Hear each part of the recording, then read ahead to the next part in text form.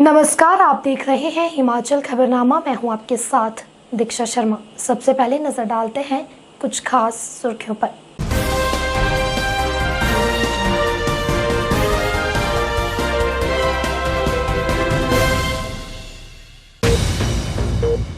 मुख्यमंत्री जयराम ठाकुर ने कहा, कमजोर वर्गों के विद्यार्थियों के लिए वरदान साबित होगा डिजिटल साथी, बच्चों का सहारा फोन हमारा कार्यक्रम।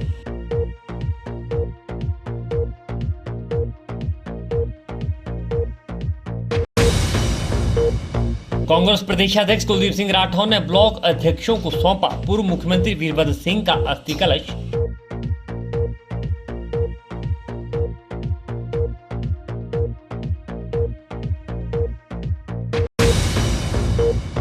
मुख्यमंत्री जयराम ठाकुर ने बाली चौकी में 2 करोड़ 28 लाख रुपए लागत की परियोजनाएं लोगों को की समर्पित।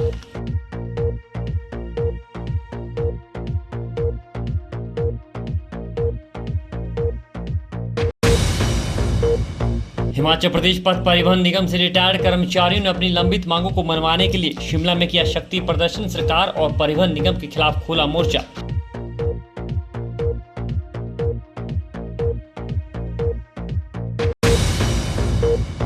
भाजपा के वरिष्ठ नेता व नाहन के विधायक डॉक्टर राजीव बिंदल ने वाईएस परमार पीजी कॉलेज में स्वामी विवेकानंद की मूर्ति का किया अनावरण।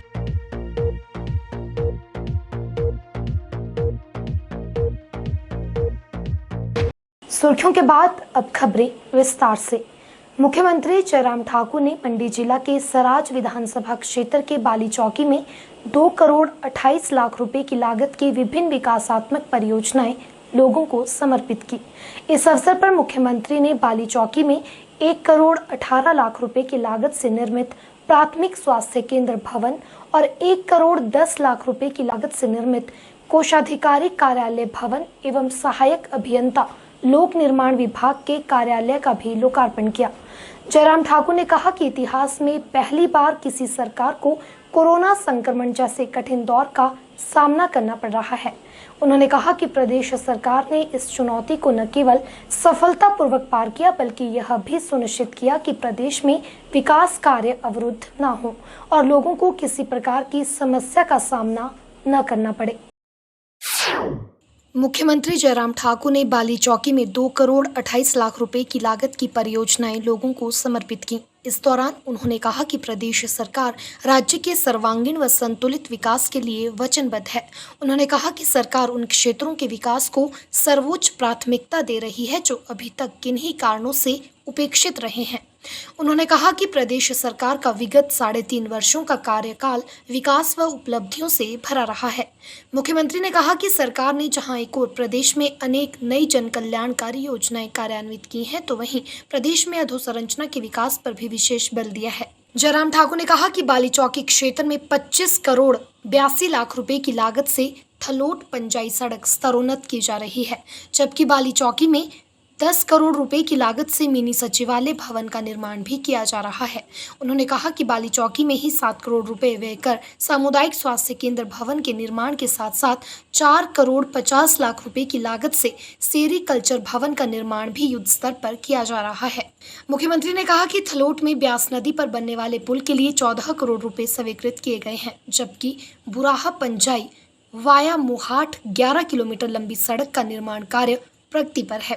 जयराम ठाकुर ने बाली चौकी में तीर्थन खड्ड पर 4 करोड़ 50 लाख रुपए की लागत से निर्माणाधीन पुल का भी निरीक्षण किया और अधिकारियों को इसका कार्य शीघ्र पूरा करने के निर्देश दिए।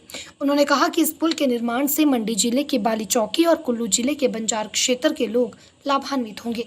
इस दौरान मुख्यमंत्री ने लोगों की समस्याएं भी सुनी और अधिकारियों को उनके शीघ्र समाधान के लिए निर्देश दिए। इस अवसर पर बंजार के विधायक सुरेंद्र शौरी, उपायुक्त मंडी अरिंदम चौधरी, पुलिस अधीक्षक शालिनी अग्निहोत्री, पंचायती राज संस्थाओं के पदाधिकारी व अन्य गणमान्य व्यक्ति भी उपस्थित रहे। बाली चौकी में हमारा एसडीओ का भवन और हमारा सब ट्रेजरी का भवन और पीएससी का भवन बन करके तैयार हुआ। उसका विधिवत उद्घाटन भी आज आपके सामने हुआ। उसके लिए मैं आप सबको बहुत बहुत बधाई और शुभकामनाएं। मैं हिमाचल वासियों का भी आभार व्यक्त करता हूँ। उस कोविड के संकट में उन्हें संयम रखा, सब्र रखा, सहयोग किया। जो सरकार ने चाहा उन नियमों का पालन किया। और उस दृष्टि से मैं इस बात को भी मैं कहना चाहता हूं कि हमारे सराज विधानसभा क्षेत्र में भी आप सबका भी बहुत बड़ा सहयोग रहा है, योगदान रहा है। और ये भी मैं आप सबके बीच में आग्रह करना चाहूंगा कि अभी ऐसा मत सोचिए कि कोविड कब हो गया। इसका मतलब ये नहीं है कि कोविड खत्म हो गया। कोविड एक ऐसा ये वायरस है जिसके बारे में कुछ कहना ही कठिन है। अभी भी कई तरह की बातें कही जा रही हैं कि अब थर्ड वेव आएगी।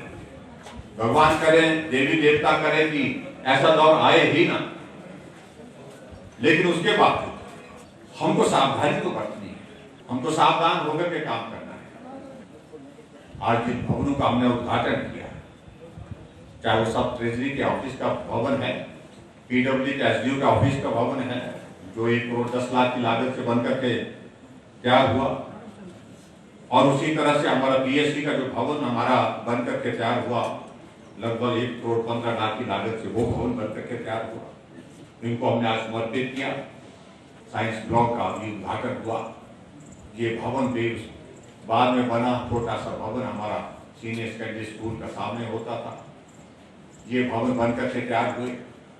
बाली चौकी में एक पुल का निर्माण जो है वो अंतिम दौर पे है, लगभग पूर्ण होने की स्थिति में है वो पुल, जो आपके इस बाली चौकी क्षेत्र को बंजार विधानसभा क्षेत्र के साथ जोड़ेगा।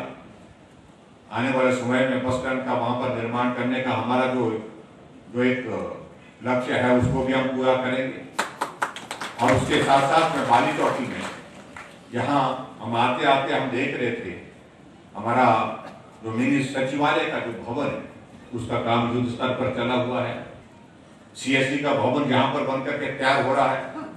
पीएससी से सीएससी का दर्जा हमने इसको दिया और सीएससी का भवन बनकर के यहाँ पर आने वाले समय में हम जल्दी हम कोशिश करेंगे दिसंबर जनवरी के महीने तक ये भी बनकर के तैयार हो। मुख्यमंत्री जयराम ठाकुर ने डिजिटल साथी बच्चों का सहारा फोन हमारा अभियान के तहत शिमला में आयोजित कार्यक्रम को मंडी जिला के बाली चौकी से वर्चुअल माध्यम से संबोधित किया। मुख्यमंत्री ने कहा कि कोरोना महामारी के कारण लॉकडाउन के दौरान नई तकनीक बच्चों के लिए वरदान साबित हुई है, क्योंकि वह इसके द्वारा ऑनलाइन माध्यम से अध्ययन जारी रख पाए। मुख्यमंत्री ने कहा कि प्रधानमंत्री नरेंद्र मोदी द्वारा 2014 में आरंभ किए गए डिजिटल इंडिया अभियान से महामारी के दौरान लॉकडाउन में आम जनजीवन को सुगम बनाए रखने में मदद मिली है।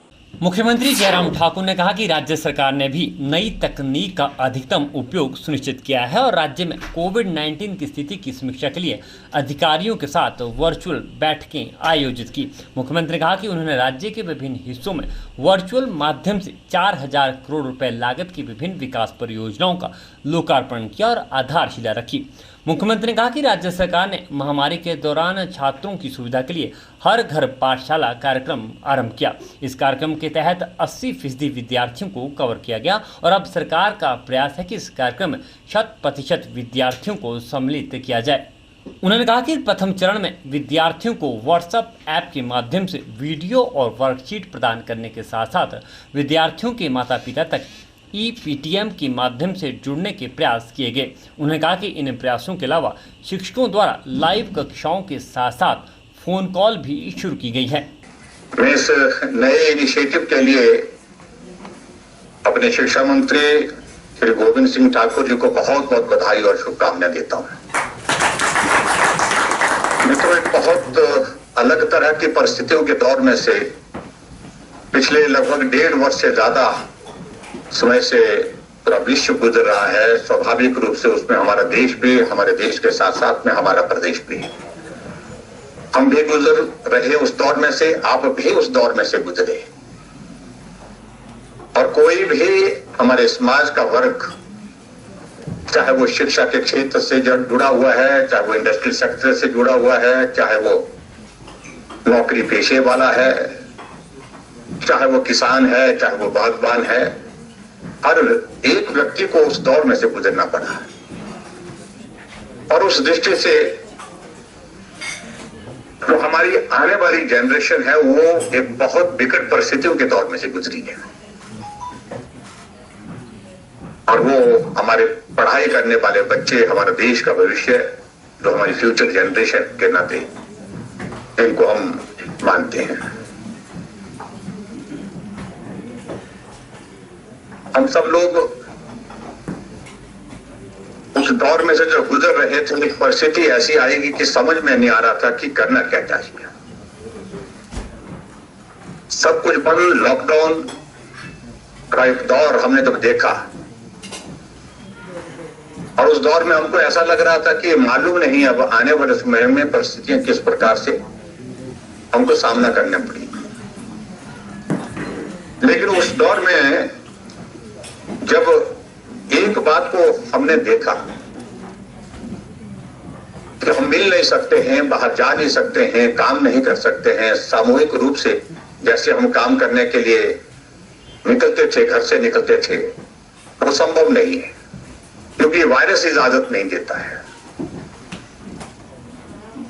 ऐसे हालात में टेक्नोलॉजी का उपयोग बहुत महत्वपूर्ण हो गया, और हमारे लिए यह सौभाग्य की बात है कि आदरणीय प्रधानमंत्री नरेंद्र भाई मोदी जी के विजन हमेशा देश के लिए रहा।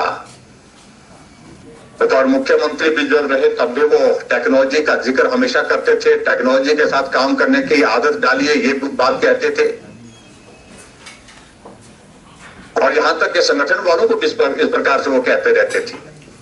एक प्रेरणा देने वाली बात है, जिन बच्चों के पास इस सुविधा की कमी है, उनको ये सुविधा जब उपलब्ध होगी तो निश्चित रूप से उनको इस बात का लाभ होगा। और मैं इस बात को अनुभव कर रहा हूं कि जब ये हालात ऐसे अगर हमारे रहे, कोविड के कारण अगर हम बच्चों की क्लासेस नहीं लगवा पाए, तो सूरत में मुझे लगता है कि ये ही एक माध्यम होगा जिससे हम बच्चों को आगे हम पढ़ा सकते हैं, उनको चला सकते हैं। मुख्यमंत्री ने कहा कि शिक्षा विभाग द्वारा डिजिटल साथी बच्चों का सहारा फोन हमारा अभियान समाज के आर्थिक रूप से कमजोर वर्गों के विद्यार्थियों को स्मार्टफोन प्राप्त करने की सुविधा प्रदान करेगा, ताकि वह बिना किसी बाधा से अपना अध्ययन जारी रख सके। मुख्यमंत्री ने औद्योगिक घरानों से जरूरतमंद विद्यार्थियों को उदारता के साथ स्मार्टफोन प्रदान करने के लिए आगे आने का आग्रह किया।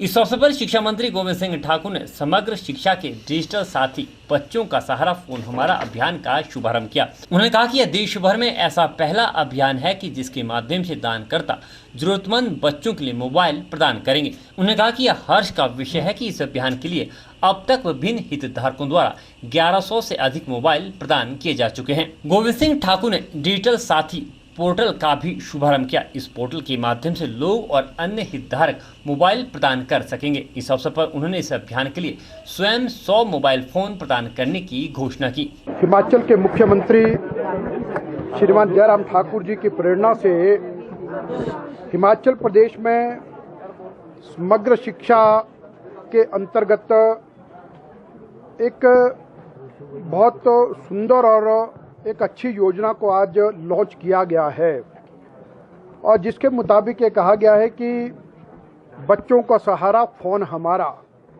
डोनेट अ डिवाइस, और डिजिटल साथी करके इसका पोर्टल भी आज प्रारंभ किया गया है। इसके द्वारा हमने पूरे समाज से इस बात के लिए अपील की है कि ऐसे कुछ अभावग्रस्त बच्चे हो सकते हैं, गरीब परिवारों से संबंधित हो सकते हैं, मजदूरों से संबंधित हो सकते हैं, जहां पर ऑनलाइन शिक्षा के लिए यदि कोई मोबाइल फ़ोन इत्यादि की दिक्कत है, तो उसमें जहां पर हम सब लोग योगदान कर सकते हैं तो उसमें सभी लोग योगदान करें। हमने एक ऐसी अपील की और उसके बाद आज उस कार्यक्रम को लॉन्च किया, और आज हम ये देख रहे थे अभी लॉन्च करने के अवसर पर ही लगभग 1150 लोगों ने आज ऐसे टैबलेट और मोबाइल फ़ोन दिए हैं। अब इस कैंपेन को हम पूरे प्रदेश में चलाएंगे, और इस सारी कैंपेन को चलाने में हिमाचल प्रदेश की जो हमारे जो टीचर जो कम्युनिटी है, इसने सबसे आगे बढ़ करके भाग लिया है। और उसके साथ साथ यहाँ पर आज हमने देखा विभिन्न जो हमारे बैंक से उन्होंने भी, और फिर सिप्ला ने बहुत अधिक योगदान किया है, और उसके अतिरिक्त जितने औद्योगिक घराने हैं, व्यापार वर्ग, व्यापारी हैं और सरकारी कर्मचारी जो भी इस एक अच्छे मिशन में सहयोग करना चाहते उन सब से हमने अपील की है। और आज उसके साथ हम विशेष तौर पर मैं जो यामी गौतम हैं, जो इंडियन सिनेमा में बहुत अच्छी हीरोइन हैं और हिमाचल प्रदेश की बेटी हैं, यहाँ की बहन हैं, तो उन्होंने भी अपना जो योगदान दिया है और उन्होंने आज इस कार्यक्रम के लिए अपना वीडियो दिया और इस कार्यक्रम में वो वर्चुअली यहाँ पर प्रेजेंट रही और उस तरह से उनका हम बहुत धन्यवाद करते हैं। और उन्होंने कहा कि हिमाचल प्रदेश के छात्र और छात्राओं के लिए अगर मुझे कुछ भी करना है तो मेरे लिए गौरव की बात है, क्योंकि मैं हिमाचल की बेटी हूं। तो बहुत अच्छा संदेश उन्होंने दिया है।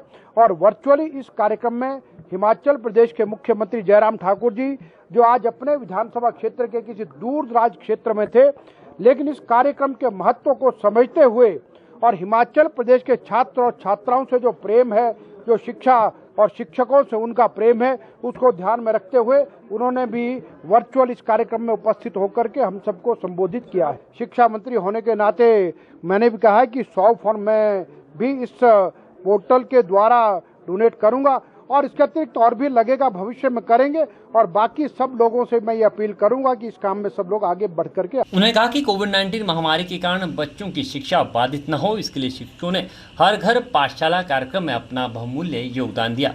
शिक्षकों का संवाद बच्चों और अभिभावकों के साथ स्थापित करने के लिए EPTM जैसे कार्यक्रम संचालित किए गए। उन्होंने लोगों से अपील की है कि वह इस अभियान को सफल बनाने में अपनी भागीदारी सुनिश्चित करें। इस अभियान को सफल बनाने के लिए विभिन्न सोशल, प्रिंट और इलेक्ट्रॉनिक मीडिया का सहयोग लिया जाएगा। उन्होंने इस अभियान से जुड़ने के लिए फिल्म अभिनेत्री यामी गौतम का भी आभार व्यक्त किया। बहुत ग्रेशियसली, बहुत जेनरसली मेरी अप्रोच के बारे में बात कर रहे थे कि जब मुझे पता चला कैंपेन तो इसमें कोई मॉनिटरी कोई बात नहीं थी। तो आई थिंक बहुत सिंपल सी बात है। आई थिंक शिक्षा तो अनमोल होती है, तो उस पर मैं क्या मोल कोई भी नहीं लगा सकता। So I think that's the least that I could do for children, for kids, for our state. तो मेरे लिए बहुत ही खुशी की बात है कि मैं इस कैंपेन के साथ जुड़ी। हिमाचल प्रदेश कांग्रेस अध्यक्ष कुलदीप सिंह राठौर रामपुर से पूर्व मुख्यमंत्री वीरभद्र सिंह का अस्थि कलश लेकर शिमला पहुंचे। उनके साथ जिला कांग्रेस कमेटी ग्रामीण के अध्यक्ष यशवंत सिंह छाजटा भी थे। कांग्रेस प्रदेश अध्यक्ष ने प्रदेश कांग्रेस मुख्यालय राजीव भवन में कांग्रेस के सभी 72 ब्लॉक अध्यक्षों को यह अस्थि कलश सौंपे।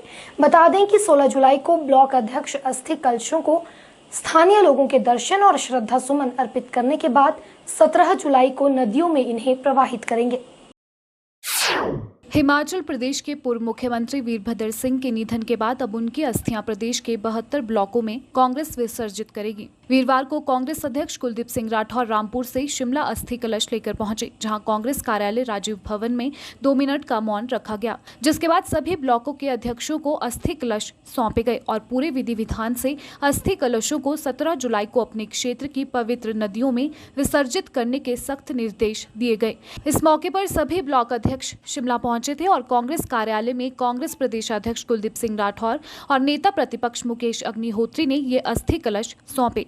कांग्रेस प्रदेश अध्यक्ष कुलदीप सिंह राठौर ने कहा कि आधुनिक हिमाचल के निर्माता पूर्व मुख्यमंत्री वीरभद्र सिंह का 8 जुलाई को निधन हो गया था और उसके बाद उनके पार्थिव शरीर को शिमला और रामपुर में दर्शन के लिए रखा गया था। उनके अंतिम संस्कार में काफी जनसमूह उमड़ा था और प्रदेश के कई हिस्सों से लोग अंतिम दर्शन करने नहीं पहुंच पाए थे, जिसको देखकर भी कांग्रेस ने यह फैसला किया है कि उनकी अस्थियों को हर ब्लॉक में भेजा जाएगा ताकि लोग भी अंतिम दर्शन कर सकें। वहीं वीरवार को सभी ब्लॉकों को अस्थियां कांग्रेस कार्यालय राजीव भवन से भेजी गई हैं और सभी नेताओं को अपने क्षेत्र में एकजुटता के साथ 17 जुलाई को अस्थियां विसर्जित करने को कहा गया है। बता दें कि पूर्व मुख्यमंत्री वीरभद्र सिंह की अस्थियां 2 दिनों तक ब्लॉक के अलग अलग जगह अंतिम दर्शन के लिए रखी जाएंगी। इसके बाद उन्हें पूरी विधि विधान से 17 जुलाई को ही प्रवाहित किया जाएगा। हमारे जो दिवंगत नेता श्री वीरभद्र सिंह जी की जो अस्थि कलश है वो आज मैं रामपुर से लाया।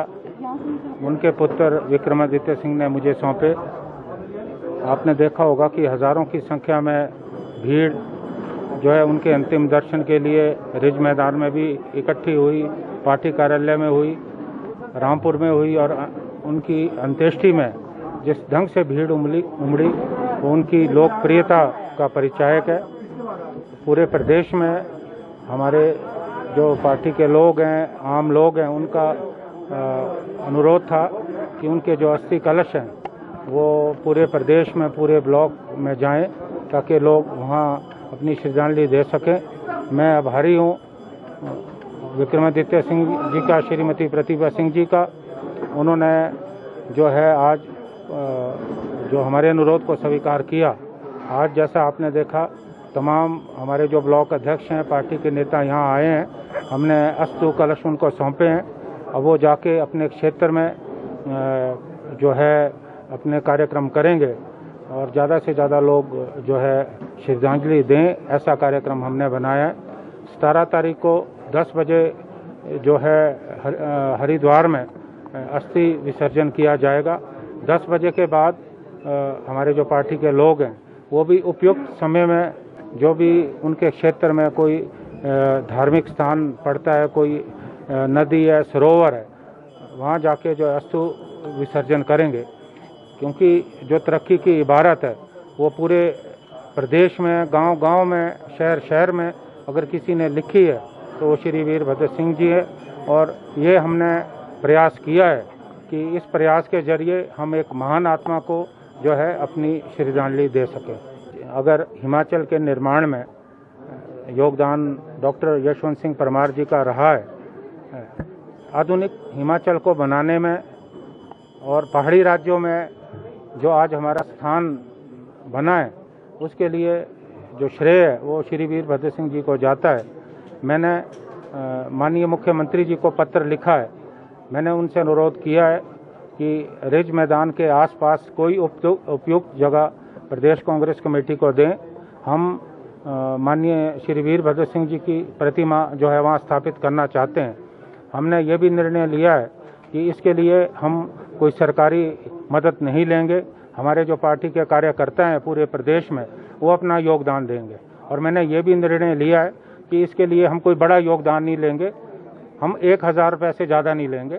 और छोटे हमारे पार्टी के लोग हैं जो 100 रुपये, 200 रुपये, 10 रुपये जो भी देना चाहते हैं, ज़्यादा से ज़्यादा पार्टी के हमारे कार्यकर्ता हैं वो इसमें योगदान करेंगे।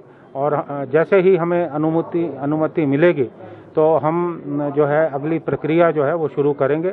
मैंने मुख्यमंत्री जी से ये भी कहा है कि वीरभद्र सिंह जी के योगदान को देखते हुए कोई बड़े संस्थान का नाम प्रदेश में जिसे वो उपयुक्त समझे, उस संस्थान का नाम जो है श्री वीरभद्र सिंह जी के नाम पे होना चाहिए, क्योंकि यही श्रद्धांजलि जो है उस महान पुरुष को हम दे सकते हैं। वहीं दिवंगत वीरभद्र सिंह की अस्थियों को शिमला के खलीनी में भी दर्शन के लिए रखा गया है।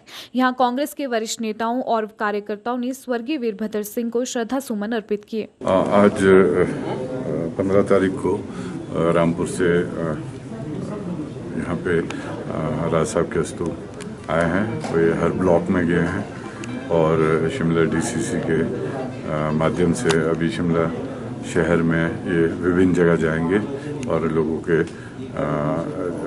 रखे जाएंगे जहाँ पे कि लोग अपनी श्रद्धांजलि दे सके। कल भी शिमला में रहेंगे अस्तु और कल भी विभिन्न जगह में जाएंगे और वहाँ पे श्रद्धांजलि के लिए अलग अलग जगह पे रखे जाएंगे। और परसों सुबह यहाँ से विसर्जन के लिए तत्तापानी ले जाएंगे और हमने 10 बजे वहाँ पे पूरे रीति रिवाज के साथ और धर्म के साथ वहाँ पे हमने इनको विसर्जन करना है। हमारे वार्ड में क्लिनी में ये राज साहब के सम्मान में रखा गया है, जो कि राज साहब जो थे वो एक युग पुरुष थे और जो इनकी जो तुलना जो है वो इंसानों से, देवताओं से की जाती थी। और उनका जो है हिमाचल को बनाने और संवारने में बहुत बड़ा हाथ है। उन्होंने हिमाचल का कोना कोना पैदल घूमा है और इसके विकास में उन्होंने पूरा काम किया है। और हम यही आशा करेंगे कि जो भी हमें राज साहब सिखा के गए हैं, जो उन्होंने मार्गदर्शन दिया है, हम उसी को पालन करते हुए उनके आदर्शों का पालन करेंगे। भाजपा के मिशन रिपीट के लिए अब पार्टी पूरी तरह से सक्रिय हो गई है और बैठकों का दौर लगातार जारी है।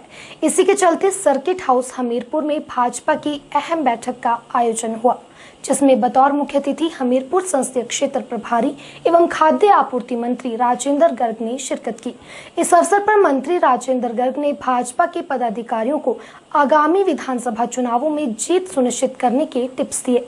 वहीं पार्टी की योजनाओं को जन जन तक पहुंचाने के लिए भी योजना बनाई गई। इस अवसर पर विधायक नरेंद्र ठाकुर, मंडल अध्यक्ष रमेश शर्मा, वरिष्ठ भाजपा नेता प्यारेलाल शर्मा व अन्य गणमान्य लोग उपस्थित रहे। हमीरपुर संसदीय क्षेत्र प्रभारी एवं खाद्य आपूर्ति मंत्री राजेंद्र गर्ग ने बैठक के दौरान कहा कि वर्ष 2022 में भाजपा को सत्ता में लाने के उद्देश्य से ही बैठकों का आयोजन किया जा रहा है।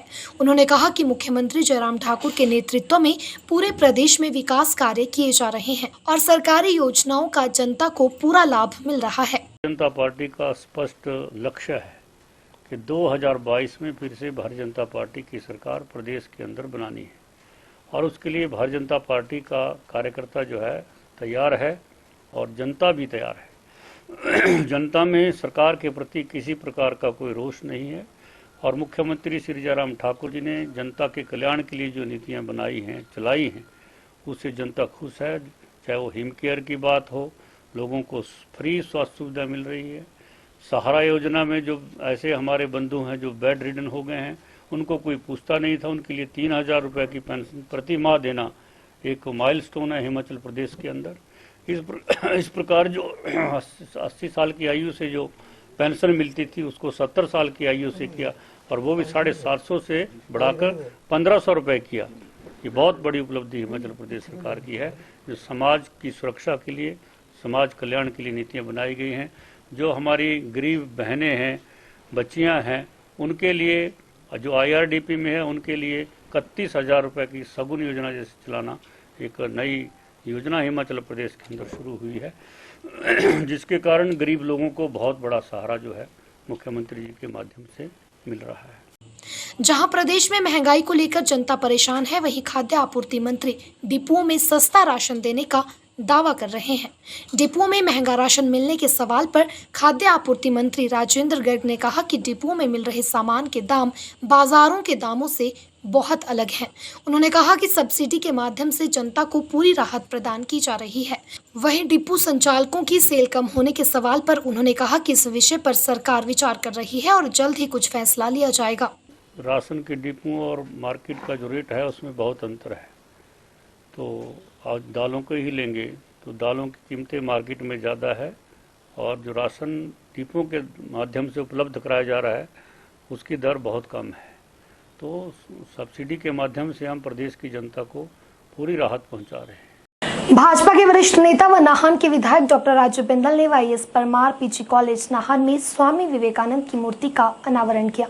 पीजी कॉलेज परिसर में पहुंचने पर अखिल भारतीय विद्यार्थी परिषद के कार्यकर्ताओं ने विधायक राजू बिंदल का गर्मजोशी से स्वागत किया। इस दौरान डॉक्टर राजू बिंदल ने कहा कि भारत का इतिहास, भारत की संस्कृति और भारत का चिंतन, यह सब स्वामी विवेकानंद के जीवन में झलकता है। उन्होंने कहा कि स्वामी विवेकानंद युवाओं के लिए प्रेरणा स्रोत हैं और युवाओं को उनके जीवन से प्रेरणा लेने की आवश्यकता है। राजकीय स्नातकोत्तर महाविद्यालय में श्रद्धेय स्वामी विवेकानंद जी की मूर्ति का आज अनावरण हुआ। ये अपने आप में एक बहुत प्रेरणादायी प्रसंग है। भारत के इतिहास, भारत की संस्कृति, भारत की वेदना, भारत का विचार, भारत का चिंतन, ये स्वामी विवेकानंद जी के जीवन के साथ झलकता है।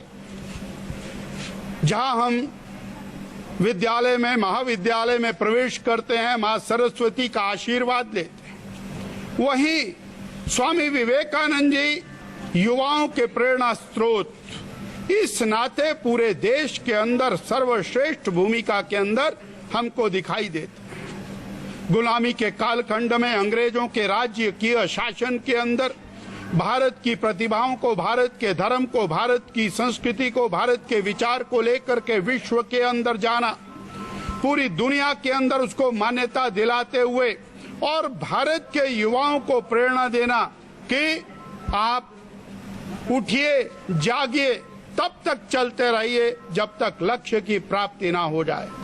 लक्ष्य की प्राप्ति क्या? भारत माता के पुनरुद्धार की लक्ष्य प्राप्ति, विश्व के अंदर विश्व गुरु के स्थान के ऊपर भारत माता को पहुंचाने की लक्ष्य की प्राप्ति, और ये केवल और केवल युवाओं के माध्यम से संभव है। और महाविद्यालय के अंदर आने वाले युवा वो स्वामी विवेकानंद जी से प्रेरणा लेकर के अपने जीवन, राष्ट्र जीवन दोनों की उन्नति के लिए आगे बढ़ेंगे। मैं महाविद्यालय प्रशासन को बहुत बहुत बधाई देता हूं, जिन्होंने ये अत्यंत श्रेष्ठ कार्य इसको अंजाम दिया है। और यहाँ पर बड़ी संख्या में अखिल भारतीय विद्यार्थी परिषद के विद्यार्थी, हमारे अध्यापकगण और भारतीय जनता पार्टी के पदाधिकारी मौजूद हैं, उनको भी मैं बहुत बहुत बधाई देता हूँ। कुनिहार सिविल अस्पताल में चरमराई सफाई व्यवस्था को देखते हुए हाटकोट पंचायत आगे आई है। पंचायत के प्रधान जगदीश अत्री, पंचायत सदस्यों व महिला मंडल हाटकोट ने अस्पताल में सफाई का जिम्मा उठाया है। उनका कहना है कि जब तक सरकार अस्पताल में सफाई कर्मचारी की नियुक्ति नहीं करती तब तक पूरे अस्पताल को माह में 2 से 3 बार साफ किया जाएगा ताकि अस्पताल में सफाई व्यवस्था बनी रहे। बता दें, कुनिहार सिविल अस्पताल में सैकड़ों लोग प्रतिदिन अपना इलाज करवाने आते हैं, लेकिन अस्पताल में सफाई कर्मचारी न होने से यहां गंदगी का आलम है। ऐसे में अब लोगों को कोई परेशानी न हो, इसके लिए हाटकोट पंचायत ने अपने स्तर पर अस्पताल को साफ रखने का जिम्मा उठाया है। जिला सोलन के उपमंडल के तहत कुनिहार सिविल अस्पताल में इन दिनों सफाई कर्मचारी न होने से मरीजों व अन्य लोगों को भारी परेशानियों का सामना करना पड़ रहा है। सफाई व्यवस्था न होने के चलते लोगों को हो रही परेशानी से निजात दिलाने के लिए हाटकोट पंचायत आगे आई है। ग्राम पंचायत हाटकोट के प्रधान जगदीश अत्री व पंचायत सदस्यों सहित महिला मंडल हाटकोट द्वारा सफाई व्यवस्था की जिम्मेदारी उठाई गई है। जब तक सरकार अस्पताल में सफाई कर्मचारी की नियुक्ति नहीं करती है तब तक अस्पताल को साफ रखने का जिम्मा पंचायत प्रतिनिधियों व महिला मंडल ने उठाया है। कोविड-19 की वजह से सफाई कर्मचारी न होने की वजह से जो है हाटकोट पंचायत ने ये बीड़ा उठाया है कि यहाँ पर जब तक कोई सफाई कर्मचारी नहीं आ जाता तो इस पंचायत स्थानीय लोग महिला मंडल के साथ मिलकर हमने आज से जो है ये सफाई करने का जो बीड़ा उठाया है। इसी के संदर्भ में हमने कुछ दिन पहले माननीय स्वास्थ्य मंत्री जी से भी यहाँ ये अनुरोध किया था कि यहाँ पर सफाई कर्मचारी किया जाए। उन्होंने आश्वासन दिया तो जब तक वो नहीं आते तो ये सफाई का बीड़ा हम खुद उठाते रहेंगे। इतनी ज़्यादा गंदगी हमने अपनी ज़िंदगी में कहीं नहीं देखी, उस गंदगी को हम आज साफ कर रहे हैं और आगे भी जो है इसको हम जारी रखेंगे जब तक जो है इनके कर्मचारी या उनके डिपार्टमेंट की तरफ से या सरकार की तरफ से यहाँ कोई कर्मचारी नहीं लाया जाता। तो हमारा ये प्रयास रहेगा कि सफाई के लिए जो भी अभियान हमारी तरफ से होगा तो हम भरपूर करेंगे। हिमाचल प्रदेश पथ परिवहन पेंशनर कल्याण संगठन ने 8,500 रिटायर कर्मियों की मांगों को लेकर निगम कार्यालय के बाहर हल्ला बोला।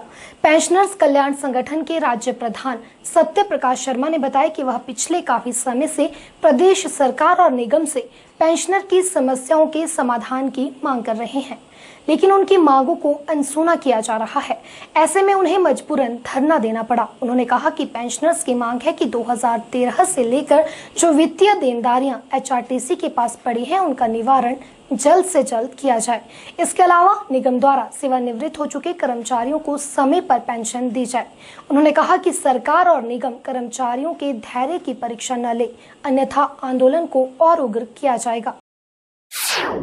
आज हम ये धरना प्रदर्शन हमारा अचानक नहीं हुआ। हमने 20 दिन पहले इनको एक नोटिस सर्व किया, समय समय पर डिमांड चार्टर उनको दिए गए, लेकिन उस पर भी कोई चर्चा हमारी नहीं हुई। हमारे सामने वार्ता के लिए नहीं बुलाया गया, ना हमारी समस्याओं का कोई समाधान निकला। इसलिए आज हम धरना प्रदर्शन पे यहाँ आए हैं। पूरे प्रदेश के सेवानिवृत्त कर्मचारी धरना प्रदर्शन चल रहा है। क्या मांग है आपकी? हमारी मांग मूलतः जो हमारी वित्तीय देनदारियां एचआरटीसी के पास पड़ी हैं उनका निवारण कराना है, और दूसरा ये जो पेंशन जो बार बार ये रोक देते हैं केवल ये समझ के कि पेंशन देना इनका शायद इनकी जिम्मेवारी नहीं है। मैं ये समझता हूँ कि पेंशन कोई खैरात थोड़ी नहीं है जो हमें खैरात बट रही है। अगर हमारा मौलिक अधिकार है तो पेंशन समय पर मिले, जिस तरह से बाकी कर्मचारियों को सैलरी मिलती है। मैं तो समझता हूं कि जो वर्तमान में काम कर रहे हैं वो तो काम कर ही रहे हैं, जो सेवानिवृत्त हो चुके हैं उनकी सैलरी, उनकी पेंशन समय से पहली तारीख को मिले, ऐसा सुनिश्चित करें। ऐसी हमारी मांग है। हाँ, मांग नहीं पूरी नहीं होगी तो धरना कर रहे हैं। ये अगर ये समझें भी आज ही का धरना ये अंतिम हमारा कार्यक्रम है तो हम मेरा प्रदेश सरकार से और निगम प्रबंधन से विनम्र निवेदन है वो हमारे धैर्य की परीक्षा ना लें। मेरा सुझाव रहेगा उनको। नहीं तो ये हमारी अगर शक्ति प्रदर्शन ये चाहते हैं तो आने वाले दिनों में ये जो सत्र चलने वाला है विधानसभा का, हम उस यहाँ से विधानसभा के लिए मार्च करेंगे, सरकार का विरोध करेंगे, अभी निगम प्रबंधन का विरोध कर रहे हैं। हाँ, 2013 से कुछ तो ऐसे हैं जिन्होंने जो कोर्ट में गए हैं उनको तो कुछ उनकी देनदारियां कुछ चुकती हुई हैं। कुछ ऐसे हैं बेचारे, क्या हम सेवानिवृत्ति के बाद ये सब पैसा अपना वकीलों को देंगे? जिन्होंने जो केस नहीं कर पाए वो तो 5-5, 6-6 साल से वैसे ही बैठे हैं, उन्हें कुछ नहीं मिला। हिंदू धर्म में सावन का महीना विशेष महत्व रखता है। यह महीना भगवान शिव को समर्पित होता है। आषाढ़ का महीना समाप्त होने के बाद श्रावण का महीना शुरू होता है। हिंदू पंचांग के अनुसार आषाढ़ मास का समापन 24 जुलाई को पूर्णिमा की तिथि को होने जा रहा है, जिसे आषाढ़ी पूर्णिमा भी कहा जाता है। श्रावण मास का शुभारंभ इसके अगले दिन यानी 25 जुलाई से हो जाएगा। खलीनी स्थित हनुमान मंदिर के पुजारी धर्मदत्त शास्त्री ने सावन मास की महत्वता के बारे में बताते हुए कहा कि भगवान शिव की पूजा के लिए सावन का महीना सर्वोच्च महीनों में से एक माना गया है। सावन के महीने में किस तरह पूजा की जाती है और 16 सोमवार का व्रत रखने के पीछे क्या कुछ मान्यता है, आइए जानते हैं पंडित धर्मदत्त शास्त्री से। अब 16 तारीख से जो है श्रावण मास चल रहा है, परंतु ये आषाढ़ महीना है, इसलिए इसको जो है आगे पक्ष से ही मनाया जाता है। कृष्ण और शुक्ल पक्ष से ही इसका आरंभ समझा जाता है। पहले कृष्ण पक्ष आता है, फिर शुक्ल पक्ष आता है, 1 महीना रहता है। तो हमारे यहाँ कृष्ण पक्ष से ही शुरू होता है। ये आषाढ़ी पूर्णिमा जो है, इससे चातुर्मास्य व्रत शुरू होता है, जिसमें 4 महीने तक लोग मौन व्रत भी रखते हैं और कई प्रकार से नियम आदि का पालन करते हैं, कठोर नियम रखते हैं। और इस जो 16 ये श्रावण मास का जो महीना है, इसमें सोमवार आते हैं, इसमें विशेष शिव जी की पूजा होती है। लोग व्रत रखते हैं और शाम को जो है गणेश शिव जी आदि की विस्तार से पूजा करते हैं। इसमें भांग धतूरा बिलपत्र आदि और शिव जी का विशेष करके अभिषेक करना चाहिए, जिससे सारी मनोकामनाएं पूर्ण होती है और घर में जो क्लेश आदि है वो भी दूर होते हैं, ऐसा माना जाता है। जो औरतें हैं वो शिवलिंग की विशेष पूजा करती है, गंध अक्षत पुष्प और धूप आदि से, और उस दूध चढ़ाकर उसमें बिलपत्र है और भांग है, धतूरा है आदि से जो है वो पूजा करती है। पार्वती को आप क्या चुन्नी आदि जो है चढ़ाकर और सुहागी आदि चढ़ाकर जो है उसकी पूजा करती है और अपने को धन्य मानती है। उनसे सुहाग की कामना करती है कि हमारे पति की दीर्घायु हो और बच्चों की सुख शांति के लिए भी वो कामना करती है गणेश और उमा महेश्वर से। कोरोना की संभावित तीसरी लहर को लेकर शिमला जिला प्रशासन सतर्क हो गया है। उपायुक्त शिमला आदित्य नेगी ने कहा कि कोरोना की संभावित तीसरी लहर से निपटने के लिए प्रबंध करना शुरू कर दिए गए हैं। इसके तहत विभिन्न अस्पतालों में आवश्यक उपकरणों के साथ साथ अन्य व्यवस्थाएं सुनिश्चित की जा रही हैं, ताकि समय आने पर किसी प्रकार की असुविधा ना हो। वहीं कोरोना संक्रमण के प्रति स्थानीय लोगों के साथ साथ पर्यटकों को जागरूक करने के लिए भी योजना बनाई जाएगी, जिसे लेकर आगामी 17 जुलाई को विशेष बैठक का आयोजन किया जाएगा। अगर मैं थर्ड वेव की स्पेसिफिक बात करूं तो थर्ड वेव के लिए जो हमारे जो मेजर हॉस्पिटल्स हैं, जो सिविल हॉस्पिटल्स वगैरह हैं या CHCs हैं, तो उन सबका जो है अपग्रेडेशन का काम चल रहा है। तो इसमें जैसे कि हमारा IGMC जो हमारा मेन सेंटर है, वहाँ पे ऑक्सीजन का प्लांट पहले ही लगा हुआ था। उसके अलावा एक लिक्विड मेडिकल ऑक्सीजन का प्लांट भी वहाँ पे लग गया। उसके अलावा जो हमारा KNH है, वहाँ पे भी एक ऑक्सीजन प्लांट लगाया जा रहा है। इसके अतिरिक्त जो है हमारा रामपुर में जो सिविल हॉस्पिटल है, खनेरी हॉस्पिटल जो है, वहाँ पे भी PSA का 1000 LPM का एक प्लांट लगाया जा रहा है। उसका सिविल वर्क जो है इस वक्त स्टार्ट हो चुका है। इसके अतिरिक्त जो है हमारा जो रोडूगा हॉस्पिटल है, वहाँ पे भी जो है 1000 LPM का एक जो है ऑक्सीजन प्लांट वहाँ पे भी लगाया जा रहा है। इसके अतिरिक्त हमने जो है ठियोग का जो सिविल हॉस्पिटल है, वहाँ पे भी हमारे पास ऑक्सीजन प्लांट का मटेरियल आ गया है और उसका इंस्टॉलेशन भी चल रहा है। इसके अतिरिक्त हम ये प्लान कर रहे हैं कि हमारा जो सिविल हॉस्पिटल है चौपाल का, सुन्नी का और जुब्बल कोटखाई में, तो इन सेंटर्स में भी जो है हम ऑक्सीजन प्लांट लगाने के लिए जो है विभिन्न एजेंसीज के साथ बात कर रहे हैं। इसमें जो हमारा सिविल हॉस्पिटल चौपाल है, उसके लिए हम SJVN से रिक्वेस्ट कर रहे हैं कि SJVN जो है उसको फंड करे उसको, और जो हमारा सुन्नी का जो सिविल हॉस्पिटल है उसकी फंडिंग के लिए हम जो है कोल डैम यानी कि NTPC से बात कर रहे हैं इसके रिगार्डिंग। तो ब्रॉडली जो है मेडिकल फैसिलिटीज़ को जो है वो अपग्रेड करना और वहाँ पे जो है PSA प्लांट्स लगाना, ये हमारा जो है एक्शन प्लान का फर्स्ट पार्ट है। इसके अलावा जो भी हमारे बाहर से टूरिस्ट वगैरह आते हैं तो उसकी उनके होटल्स में जो है चेकिंग करने के लिए हमने DTDO को नोडल ऑफिसर बनाया है। वो टाइम टू टाइम चेकिंग भी करते हैं और वो देखते भी हैं। इसके अतिरिक्त हमने पुलिस को भी जो है एडिशनल होमगार्ड और बाकी जो है लोग प्रोवाइड किए हैं और वो भी पुलिस भी जो है टाइम टू टाइम चेकिंग करती है। तो ब्रॉडली जो है ये किया गया है। इसके अतिरिक्त जैसे जो हमारे जो छोटे हॉस्पिटल थे जहाँ पे पहले कुछ नहीं था, वहाँ पे हमने जो है ऑक्सीजन कॉन्सेंट्रेटर्स वगैरह दिए हैं और वहाँ पे भी हम जो है वेंटिलेटर्स और अदर मेडिकल इक्विपमेंट जो है एज पर रिक्वायरमेंट वहाँ पे वो प्रोवाइड करने जा रहे हैं। ये देखने में आया है कि यहाँ पे काफ़ी सारे टूरिस्ट आ रहे हैं यहाँ पे, तो इसमें जो है एक बैठक हम जल्दी करने वाले हैं जिसमें हमने जो है टूरिज्म के सारे स्टेक होल्डर्स जिसमें कि हमारे DTDO होंगे, होटल रेस्टोरेंट एसोसिएशन के जो ये होंगे प्रेसिडेंट वगैरह होंगे, उनको बुलाया जाएगा। जो ये कैब ओनर्स हैं और आपके जो बस ऑपरेटर्स हैं, इन सबको एक बैठक के लिए जो है हमने 17 तारीख का दिन निर्धारित किया था और उस दिन इनके साथ हम बैठक कर रहे थे। इनमें हमने जो है ये डिटेल में इनसे चर्चा करनी थी और इनको दिशा निर्देश भी देने थे। खासतौर पे एक जो उसमें प्राइमरी एजेंडा था वो कि जो बाहर से जो टूरिस्ट आते हैं उनको एक तो ये प्रॉपरली गाइड करें, उनको थोड़ा अवेयरनेस दें ताकि वो जो है कोविड अप्रोप्रिएट बिहेवियर फॉलो करें। उसके अलावा इसका एक एजेंडा ये भी था कि हम जो है उनकी वैक्सीनेशन का स्टेटस लें कि उनमें से कितने लोग हैं जिनकी वैक्सीनेशन हो गई है और कितने लोगों की बची है, ताकि उनकी भी प्रायोरिटी पे जो है वैक्सीनेशन कराई जा सके। और अगर कहीं पे वो ऐसा जैसे किसी कोविड की चपेट में अगर आते भी हैं तो उनके ऊपर जो है उसका कोविड का जो है कम से कम असर हो।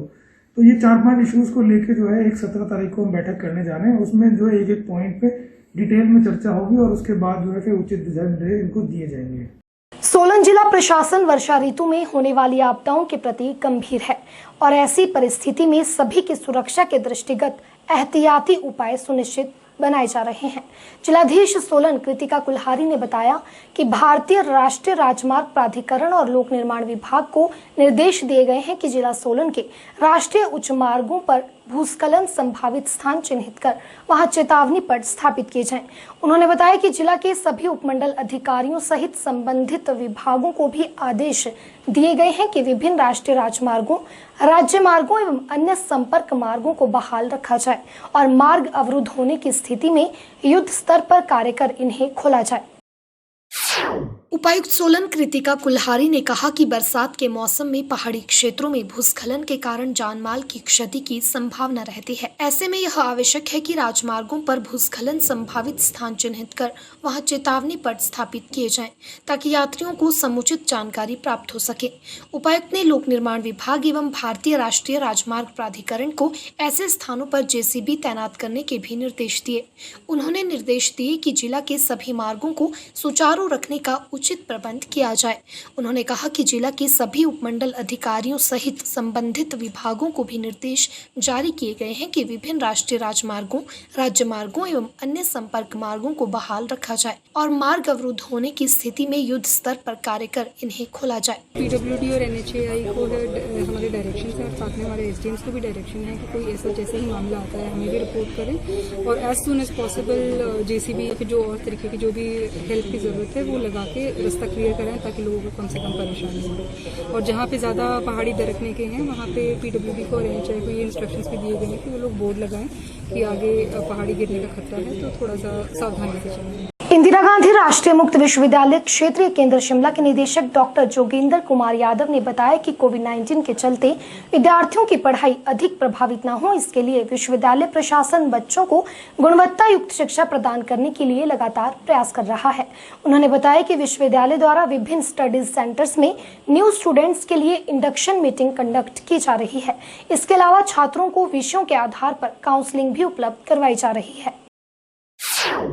कोविड-19 के चलते शिक्षा प्रणाली काफी ज्यादा प्रभावित हुई है। कोरोना वायरस के खतरे के बीच सभी शिक्षण संस्थान पिछले काफी समय से बंद हैं। हालांकि इस संकट काल में ऑनलाइन माध्यम से बच्चों की पढ़ाई को जारी रखा गया है। स्कूल, कॉलेज और विश्वविद्यालय प्रशासन द्वारा हर संभव प्रयास किए जा रहे हैं कि ऑनलाइन माध्यम से विद्यार्थियों को गुणवत्ता युक्त शिक्षा प्रदान की जाए। वहीं बात करें इंदिरा गांधी राष्ट्रीय मुक्त विश्वविद्यालय की, तो विश्वविद्यालय प्रशासन का प्रयास है कि विद्यार्थियों को पेश आ रही समस्याओं का ऑनलाइन माध्यम से त्वरित निपटारा किया जा सके। इंदिरा गांधी राष्ट्रीय मुक्त विश्वविद्यालय क्षेत्रीय केंद्र शिमला के निदेशक डॉक्टर जोगेंद्र कुमार यादव ने बताया कि कोविड-19 के चलते विद्यार्थियों को ऑनलाइन माध्यम से ही पढ़ाया जा रहा है। विश्वविद्यालय द्वारा विभिन्न स्टडी सेंटर्स में न्यू स्टूडेंट्स के लिए इंडक्शन मीटिंग कंडक्ट की जा रही है। इसके अलावा छात्रों को विषयों के आधार पर काउंसलिंग प्रोवाइड भी करवाई जा रही है। वहीं जो बैचलर और मास्टर डिग्री के विद्यार्थी हैं, उनके शेड्यूल भी प्रिपेयर किए जा रहे हैं और जल्द ही उन्हें भी काउंसलिंग उपलब्ध करवाई जाएगी। कोविड के चलते जो सभी जगह जैसे कि एजुकेशनल इंस्टीट्यूशंस जो हैं वो बंद रहे हैं या फिर जो स्टडी है स्टूडेंट्स की वो प्रभावित हुई है, तो हमारा प्रयास रहा है यूनिवर्सिटी का कि जैसे कि पिछले साल से लेकर हम स्टूडेंट्स को जो है ऑनलाइन माध्यम से जो है वो उन तक पहुंच रहे हैं और उनकी जो भी किसी प्रकार की समस्याएं हैं उनका समाधान जो है वो हम विभिन्न सोशल मीडिया जो प्लेटफॉर्म्स हैं उनके माध्यम से हम कर रहे हैं। जैसे कि नए स्टूडेंट्स के लिए हम इंडक्शन मीटिंग्स कंडक्ट करते हैं, तो वो भी हम ऑनलाइन माध्यम से हर स्टडी सेंटर पर हमने इंडक्शन मीटिंग्स कंडक्ट की हैं। इसके अतिरिक्त जो स्टूडेंट्स को काउंसलिंग प्रोवाइड करते हैं हम, जो फेस टू फेस मोड से हम अध्ययन केंद्रों पर स्टडी सेंटर्स पर उपलब्ध करवाते थे, वह भी इस कोविड के चलते हमने ऑनलाइन माध्यम से गूगल मीट्स के माध्यम से या जूम प्लेटफॉर्म के माध्यम से स्टूडेंट्स को हमने प्रोवाइड की है। पिछले साल की मैं बात करूं 571 जो काउंसलिंग सेशंस थे डिफरेंट प्रोग्राम्स के हमने प्रोवाइड किए स्टूडेंट्स को, और इस साल भी हमने जनवरी में BCA, MCA और MBA के स्टूडेंट्स के लिए काउंसलिंग ऑनलाइन माध्यम से प्रोवाइड की। और उसके साथ ही काउंसलिंग जो है अभी हाल ही में हमने जनवरी 2021 के जो स्टूडेंट्स थे उनके भी BCA, MCA, PGDCA और जो दूसरे हमारे MBA के स्टूडेंट्स हैं उनको हमने काउंसलिंग प्रोवाइड की। इसके अतिरिक्त जो बैचलर डिग्री, मास्टर डिग्री के स्टूडेंट्स हैं उनके भी हम शेड्यूल जो हैं वो प्रिपेयर कर रहे हैं और उनको भी हम ऑनलाइन माध्यम से काउंसलिंग प्रोवाइड करेंगे जब तक कि ये स्थिति जो है वो नॉर्मल नहीं हो जाती है। तो इसके अतिरिक्त हम स्टूडेंट की ग्रीवेंसेज होती है, कई क्वेरीज होती हैं, उसके लिए भी हम स्टूडेंट्स को गूगल मीट के माध्यम से वीकली हमने एक प्रोग्राम शुरू किया है जिसमें ऑनलाइन रिड्रेसल जो है उनकी ग्रीवेंसेज का वो हम कर रहे हैं। और इसमें जो हमारे अध्ययन केंद्र हैं, स्टडी सेंटर हैं, उनको हम इन्वॉल्व करते हैं और स्टूडेंट्स को हम व्हाट्सएप ग्रुप के माध्यम से इन्फॉर्म करते हैं या SMS के माध्यम से करते हैं और फिर उनकी जो ग्रीवेंस है वो ऑनलाइन ही हम उसका सोल्यूशन जो है उस दिन हम उनको देते हैं। इसके अतिरिक्त हम फेसबुक लाइव सेशन जो है वो वीकली हम कंडक्ट करते हैं। यूट्यूब पर हम जो लेटेस्ट अपडेट्स हैं यूनिवर्सिटी के उसके बारे में हम जो है वो फेसबुक के माध्यम से और यूट्यूब चैनल के माध्यम से भी हम स्टूडेंट्स को ये सारी इन्फॉर्मेशन प्रोवाइड करते हैं। वहीं डॉक्टर यादव ने बताया कि जिन विद्यार्थियों ने जुलाई 2020 या इससे पहले यूनिवर्सिटी में प्रवेश लिया है उनकी परीक्षाएं जून 2021 में होनी थी, लेकिन कोविड के चलते ये परीक्षाएं टाल दी गई थी। लेकिन अब हालात सामान्य होने के बाद यूनिवर्सिटी ने नोटिफिकेशन जारी की है कि BA और MA के फाइनल ईयर और फाइनल सेमेस्टर सहित अन्य डिप्लोमा सर्टिफिकेट प्रोग्राम के लिए परीक्षाएं आगामी 3 अगस्त से लेकर 9 सितंबर तक आयोजित की जाएंगी। वहीं जो BA और MA के फर्स्ट और सेकंड ईयर के विद्यार्थी हैं उनकी परीक्षाएं दिसंबर में आयोजित की जाएंगी। जुलाई 2020 के सेशन के जितने स्टूडेंट्स थे या लेफ्ट आउट स्टूडेंट हमारे जो पहले के इससे पहले से थे, तो उनके जो टर्म एंड एग्ज़ाम था वो जून 2021 में कंडक्ट किया जाना था, लेकिन इस दौरान जो है वो ज़्यादा केस बढ़ रहे थे और कोविड के कारण जो है ये पोस्टपोन किया गया। और अभी पोस्टपोन करने के बाद जो है जैसे ही थोड़ी सी स्थिति नॉर्मल दिखी तो यूनिवर्सिटी ने ये नोटिफाई कर दिया कि अब ये एग्ज़ाम जो है वो अगस्त से शुरू होगा, 3 अगस्त से लेकर 9 सितंबर तक ये चलेगा। और इसमें जो स्टूडेंट्स अपेयर होंगे, बैचलर डिग्री और मास्टर डिग्री के जो फाइनल ईयर और फाइनल सेमेस्टर के स्टूडेंट्स हैं वो इसमें अपेयर होंगे और सभी प्रकार के जितने हमारे डिप्लोमा और सर्टिफिकेट प्रोग्राम हैं वे स्टूडेंट्स इसके लिए एलिजिबल होंगे। जो फर्स्ट ईयर और सेकेंड ईयर के बैचलर डिग्री और मास्टर डिग्री के स्टूडेंट्स हैं उनका जो एग्ज़ाम है, जैसे फर्स्ट ईयर मास्टर डिग्री आप कह सकते हैं और फर्स्ट ईयर और सेकेंड ईयर बैचलर डिग्री, उनका exam December term and exam के साथ होगा। तो इस प्रकार का ये अभी इनके हॉल टिकट्स जो हैं वो स्टूडेंट्स के वो भी जल्दी ही यूनिवर्सिटी की वेबसाइट पर अपलोड कर दिए जाएंगे और डेट शीट जो है वो ऑलरेडी अपलोड की जा चुकी है और स्टूडेंट्स को हम हर माध्यम से इन्फॉर्म करेंगे ताकि उनको समय पर ये सूचना मिल जाए। प्रेस रिलीज के माध्यम से हम दे रहे हैं, दूसरे यूट्यूब चैनल उसके माध्यम से, फेसबुक के माध्यम से हम इन्फॉर्म कर रहे हैं स्टूडेंट्स को और एग्ज़ाम से पहले हम SMS के माध्यम से भी स्टूडेंट्स को इन्फॉर्म करेंगे। डॉक्टर यादव ने बताया कि ओपन एंड डिस्टेंस लर्निंग के माध्यम से यूनिवर्सिटी नए कोर्स भी उपलब्ध करवा रही है। उन्होंने बताया कि जुलाई 2021 सेशन के लिए नए प्रोग्राम में MA ज्योतिष, MA Urdu, MA environmental science, MSc information security शामिल है। इसके अलावा अन्य ऑनलाइन कोर्सेज भी हैं जिनकी वर्तमान में एडमिशन्स चल रही हैं। डॉक्टर यादव ने कहा कि अगर किसी भी विद्यार्थी को प्रवेश प्रक्रिया या परीक्षाओं से संबंधित कोई भी जानकारी चाहिए तो वो सेंटर की वेबसाइट www.rcshimla.igno.ac.in पर जाकर प्राप्त कर सकते हैं। इग्नो में वैसे तो बैचलर डिग्री, मास्टर डिग्री बहुत सारे जो एरियाज में हैं वो शुरू किए हैं इग्नो में और ओपन एंड डिस्टेंस लर्निंग के माध्यम से ये जो प्रोग्राम है ऑफर किए जा रहे हैं और इसके अतिरिक्त कुछ ऑनलाइन प्रोग्राम्स भी हैं इग्नो के जिनकी एडमिशन्स आजकल चल रही है।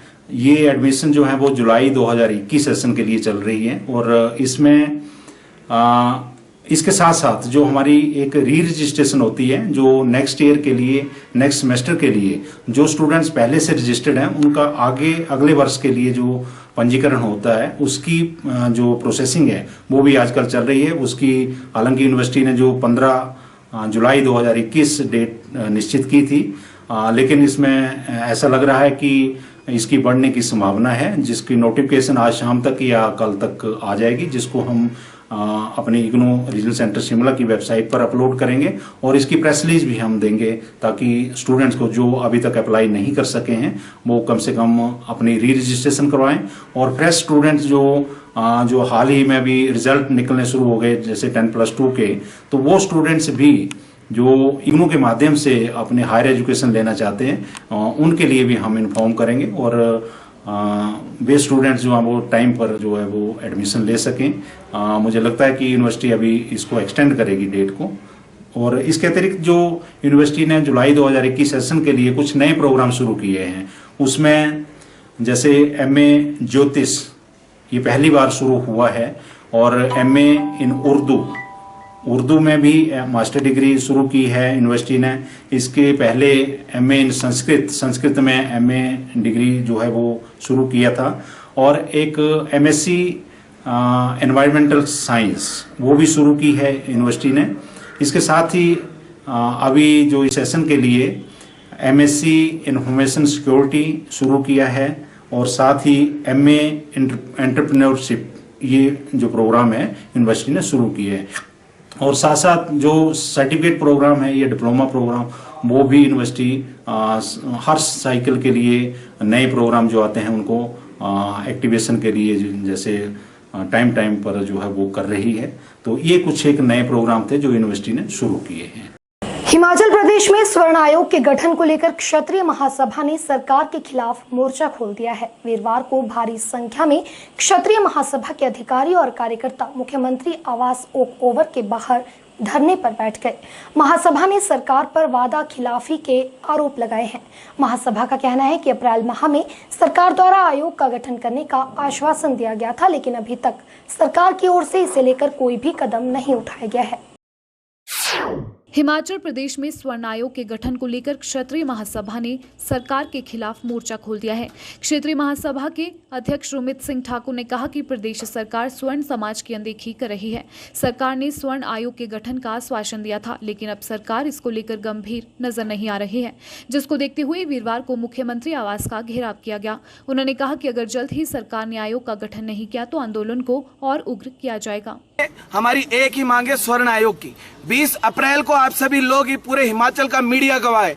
इस प्रदेश के मुख्यमंत्री ने बाहर गोविंद सिंह ठाकुर को बाहर भेजकर हमसे वादा किया था कि 20 जुलाई से पहले हम स्वर्ण आयोग के गठन की घोषणा करेंगे। कि इतने समय गुजर गए, 85 दिन पूरे हो गए, आपने कोई कदम नहीं उठाया। हमारे साथ किसी भी अधिकारी ने कोई संपर्क नहीं किया कि हम लोग स्वर्ण आयोग गठन की प्रक्रिया को आगे बढ़ा रहे हैं। कि 85 दिन गुजरने के बाद भी उनको इस स्वर्ण समाज के साथ किया गया वादा आज तक याद नहीं है। 85 दिन में उन्होंने कोई अभी तक प्रक्रिया शुरू नहीं की। 20 जुलाई तक का समय था, हमने कहा था 21 जुलाई को आएंगे।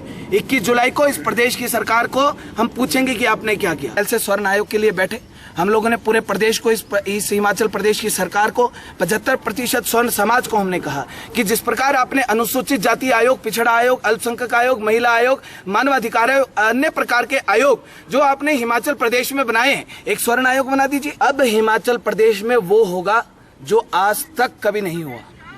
IIRD और गैल इंडिया के सौजन्य से शिमला में सॉलिड वेस्ट मैनेजमेंट वर्कशॉप का आयोजन किया गया, जिसमें बताया गया कि ठोस कचरा प्रबंध कैसे किया जा सकता है।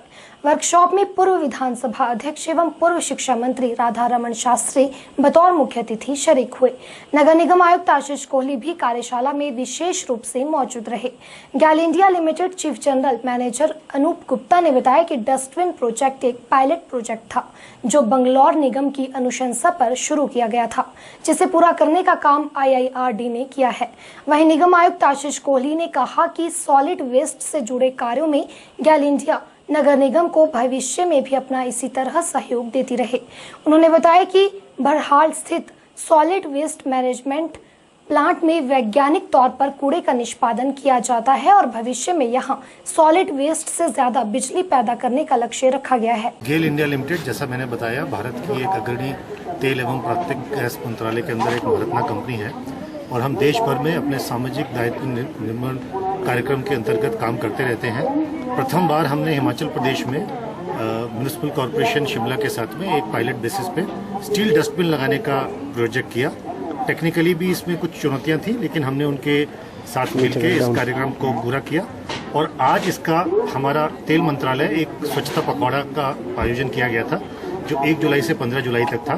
तो आज उसका समापन समारोह के दिन हमने आज कमिश्नर साहब के सहयोग से ये इवेंट ऑर्गेनाइज किया, जिस पर पब्लिक में अवेयरनेस भी बढ़ाना एक कार्यक्रम था। सॉलिड वेस्ट डिस्पोजल, जैसा आप लोग जानते हैं, आज भारत की बढ़ती हुई आबादी की वजह से एक बहुत बड़ी समस्या है और इसके लिए पब्लिक में जागरूकता लाने के लिए नगर निगम ने, उनके तकनीकी सहयोगियों ने लोगों में जानकारी दी कि किस तरीके से हम इस समस्या का निवारण करें। गेल ने इसके लिए नगर निगम के साथ मिलकर एक छोटा सा प्रोजेक्ट किया था जिसमें हमने डस्टबिन, स्टील के डस्टबिन प्रदान किए हैं। उसका हमने आदान प्रदान का सर्टिफिकेट साइन किया। बरियाल जो सॉलिड वेस्ट मैनेजमेंट प्लांट है हमारा, वहाँ ले जा करके साइंटिफिकली प्रोसेस किया जाता है। वेस्ट टू एनर्जी का प्लांट हमारा बरियाल में, और ये हमारा फाइनल इसमें जो है हम चाहते हैं वो बिजली ही पैदा करना चाहते हैं और ट्रायल बेसिस पे हमने बिजली भी पैदा की भी है। इसमें मार्च तक हमने 2 किलोवाट के आसपास बिजली इसमें पैदा की थी। अब उसमें मशीनरी की थोड़ी अपग्रेडेशन हुई है और हमारा उसमें लक्ष्य यही है कि फाइनली हम ज़्यादा बिजली इससे जनरेट कर सकें। गेल का जो अभी का ये था, ये स्टील बिन से रिलेटेड ही था, जो CSR के अंतर्गत इन्होंने अच्छे हमें स्टील बिन्स दिए हैं और 150 के आसपास पूरे शहर में दिए हैं। आगे हमारा इनसे अनुरोध रहेगा, अभी इनसे हमने ये रिक्वेस्ट भी की थी कि आगे भी जो MC सॉलिड वेस्ट से रिलेटेड कार्य करना चाहें उनमें भी ये हमें निरंतर सहयोग करते रहे। शिमला को स्वच्छ सुंदर बनाए रखने में अब निजी कंपनी भी अपना सहयोग दे रही है। समाज के प्रति अपने दायित्व को पूरा करते हुए REC कंपनी ने नगर निगम को 20 डस्टबिन भेंट किए हैं। वहीं नगर निगम आयुक्त आशीष कोहली ने कंपनी के प्रयासों की सराहना की और कहा कि डस्टबिन को शहर के कोर एरिया, माल रोड और रिज मैदान पर रखा जाएगा। निगम आयुक्त ने शिमला शहर को साफ सुथरा बनाए रखने में आम लोगों से भी सहयोग की अपील की है। ये स्वच्छ भारत अभियान के तहत भारत सरकार द्वारा जो स्वच्छ भारत अभियान चला जा रहा है, उसके अंतर्गत हमारी कंपनी ने MC शिमला को 20 डस्टबिन जो कि मूवेबल है और इनमें ट्रॉली माउंटेड है, तो इस तरह से प्रोवाइड किया ताकि यहाँ पे जो शिमला का जो है वातावरण स्वच्छ रहे, यहाँ पे लोग गंदगी ना फैलाएं, सही जगह पे अपने जो भी कचरा निकल रहा है वो सही जगह से करें। तो इस तरह से हमारा जो आसपास का जो एनवायरनमेंट है वो सही रहेगा। इस माध्यम से हमने 20 डस्टबिन MC शिमला को प्रदान किए हैं।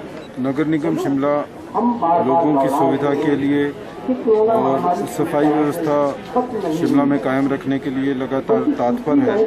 और इसी कड़ी में आज हमें REC ने 20 डस्टबिन्स दिए हैं, जो कि हमारी डिमांड और ज़रूरत भी थी।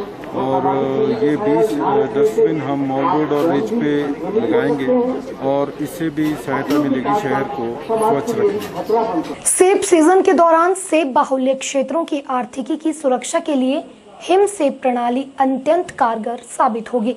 शहरी विकास मंत्री सुरेश भारद्वाज ने फागू नियंत्रण कक्ष में सूचना प्रौद्योगिकी तकनीक उपयोग कर निगरानी व नियंत्रण प्रणाली का शुभारंभ करने के उपरांत अपने संबोधन में यह विचार व्यक्त किए। उन्होंने कहा कि सेब सीजन के दौरान सेबों को मंडियों तक पहुंचाने के लिए फागू नियंत्रण कक्ष के तहत तकनीक का उपयोग कर निगरानी को सुदृढ़ता प्रदान करने के लिए जिला प्रशासन की पहल अत्यंत प्रभावोत्पादक है। उन्होंने बताया कि इसके माध्यम से सेब की पेटियों की वास्तविक रूप से निगरानी करने में सुगमता मिलेगी। वहीं पैनी सतर्कता के साथ गाड़ियों का हिसाब किताब रखना भी संभव होगा। उन्होंने कहा कि नियंत्रण कक्ष पर विभिन्न आंकड़ों के संग्रह के लिए भी अत्यंत आसानी होगी। उन्होंने बताया कि इस तकनीक के माध्यम से जहां कार्यों में पारदर्शिता आएगी, वहीं ऑनलाइन प्रणाली के कारण आंकड़े निगरानी व जांच के लिए हर समय उपलब्ध रहेंगे। उन्होंने कहा कि पूरी प्रक्रिया को सॉफ्टवेयर के माध्यम से संचालित करने से जहां पेपर रहित प्रणाली को बढ़ावा मिलेगा, वहीं पर्यावरण सुरक्षा को भी दृढ़ता मिलेगी। हिमाचल खबरनामा के इस अंक में इतना ही। नमस्कार।